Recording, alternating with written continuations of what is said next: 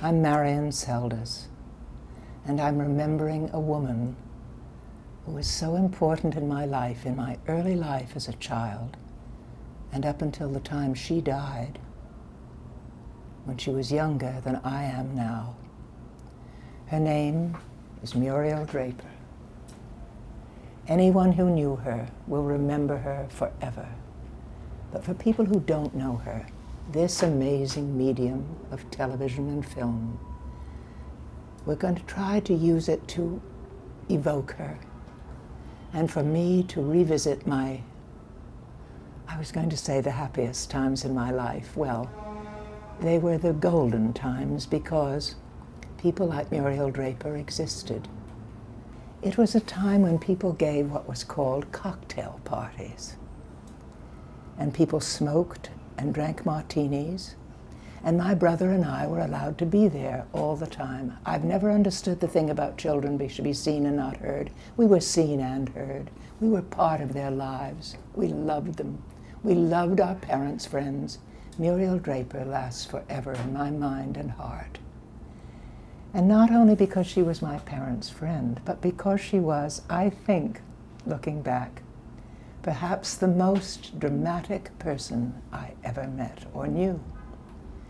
She was like someone from the stage, a character, a theater person, grand, adorable, funny, daring, all the things people are shy about being now.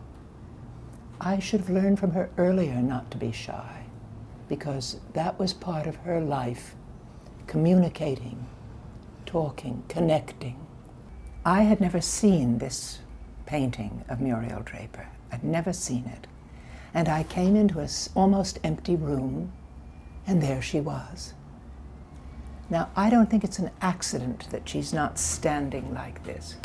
She's standing her way and looking her way. And she's wearing what is essentially a costume. And the jewelry, the long earrings. But I think the most surprising thing about this painting is that as I was looking at it, and I'll look at it again and again, if you look at the eyes in the painting, they're very young and almost vulnerable, almost sad. I can remember exactly what she wore when I'd see her. I can remember the color of her lipstick, and that it was shining, and that her teeth, when she smiled, that she bared her teeth when she smiled, and her whole face changed. I thought she was extremely beautiful, but unlike anyone else I've ever seen. If you look at the painting again, you see the way she holds her neck, proud, wonderful. I can remember that Muriel Draper almost always wore either a hat or a turban. And my mother didn't have many hats, and I never saw her in a turban, and it seemed so exotic and wonderful to me.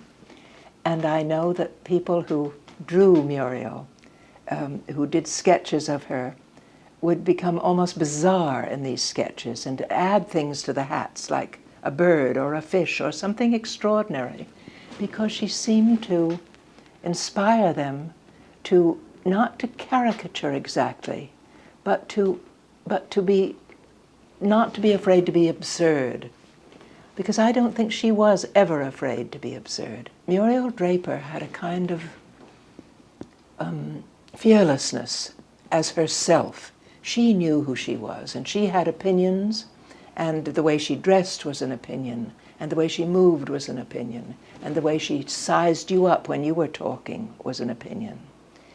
And this isn't a person who was judgmental in the sense that you felt you were being criticized.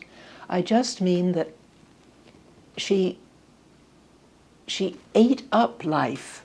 She was hungry for you and for any other experience, whoever comes through the room, who's ever out the window. And at the end of her life, that's what was missing. You see, that's how you knew that it was coming to an end, because that interest in the outside world was gone.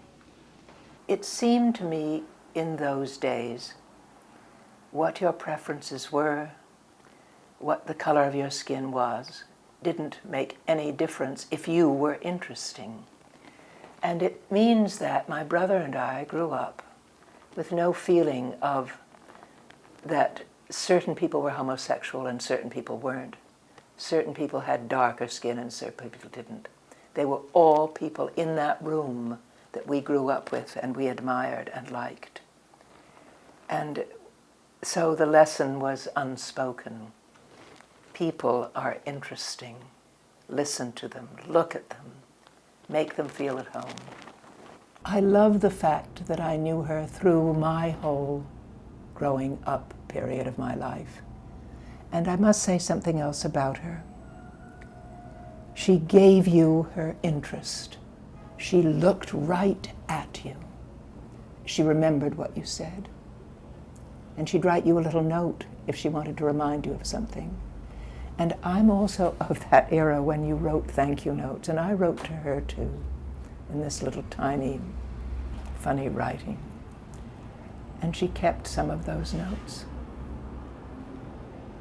You don't believe that will happen. But she loved my whole family, and I was part of that family. Yes. And I love her still. Yes. I think that it was a blessing to live in a society where those rules about other people, quote unquote, did not hold, didn't matter.